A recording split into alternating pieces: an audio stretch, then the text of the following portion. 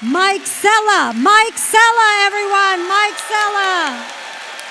Come on up, Mike.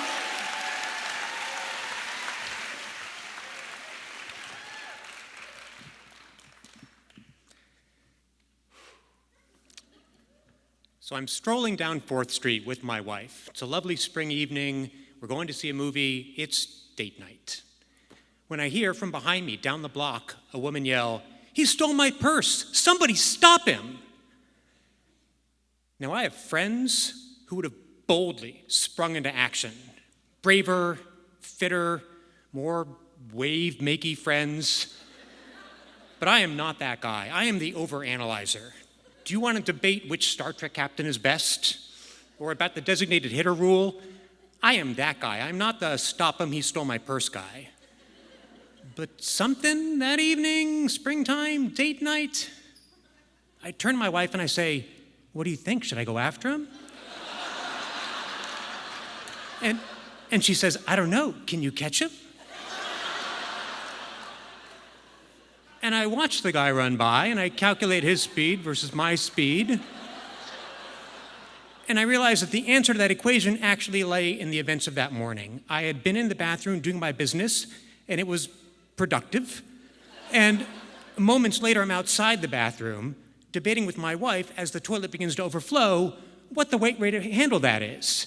And I'm like, I don't think I'm wearing the right shoes. Oh, these are my good socks. And as it turns out, the thing to do at that moment is not to debate your sock wear. It is to take action, turn off the water, do something. Do something. So inspired by the punami of that morning,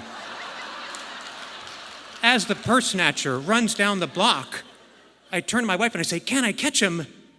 Maybe." And she goes, "Okay, go." So I'm running down 4th Street after a purse snatcher, and I am a runner, but not a fast one. I plod through a couple of runs a week. It is a chore every time, but this was something different. This was like the running you did as a kid playing tag or a dog chasing a car. So I'm in full dog mode, running after this purse snatcher, and I am gaining on him. He is in terrible shape. I might actually catch him, which is a scenario I had not actually thought through. I mean, what does the dog do when the dog catches the car? I don't think the dog has a comprehensive plan for that. Maybe bark? I decided to bark. I'm like, "Dude, you were not gonna outrun me. I've run marathons." And the purse snatcher looks back, drops the purse, and keeps on running. And I keep on running. And so now he's just some kid who had a purse at some point running down the street, and I'm just some guy who was running after him inexplicably, and he's zigzagging down 4th Street trying to get away from me, and he cuts down an alley, and he stops, and I stop. And I'm staring at him, and I'm scared and a little proud, but mostly just an idiot with no plan. But some other vigilante runs up, grabs the purse snatcher by the jacket and screams, "You're gonna wait here for the police." And then some teenage girl runs up and grabs the vigilante and screams, "Let go of my boyfriend." And I wanna scream something, but I'm not sure what to say. So I'm just sort of like dancing around him, like trying to keep them all there, like I'm playing defense in some game of purse snatcher ball. And the purse snatcher sort of Houdinis out of his jacket, squirts out of the group, runs down the alley, and runs into the nearest building. And I go full dog mode after the guy, straight in the building after him, which turns out to be Bloomingdale's.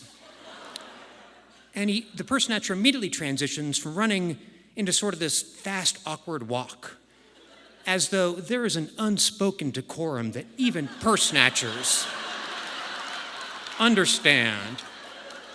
You do not run in a Bloomingdale's.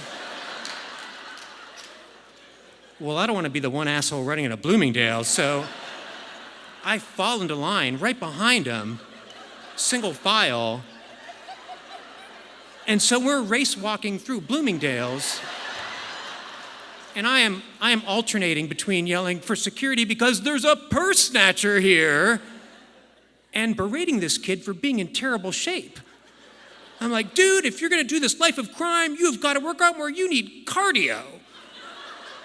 And so we race walk through Bloomingdale's and then through the mall, and we exit out into Market Street where there's a group of teenagers. And he runs into the teenagers and he says, help me, this guy's harassing me. And the teenagers surround me. They're like, what are you doing, man? Why are you harassing him? And I said, well, actually, that's not a fair characterization of what happened here. You see, and the purse snatcher's gone. And I turn around and I retrace my steps back through the mall, and there's the carnage of the chase scene. There's the woman whose purse was stolen. There's the teenage girl, and there's a few mall cops, and they're all yelling about justice. And I can't figure out if I did something good or something bad. So I do a quick analysis. Well, the woman who got her purse stolen, she got her purse back. The purse snatcher, he got some really good advice on fitness and career counseling. And me, I may still not be a wave maker like you all, but I still get to remember to this day what it felt like to chase a purse snatcher and do something. Thank you.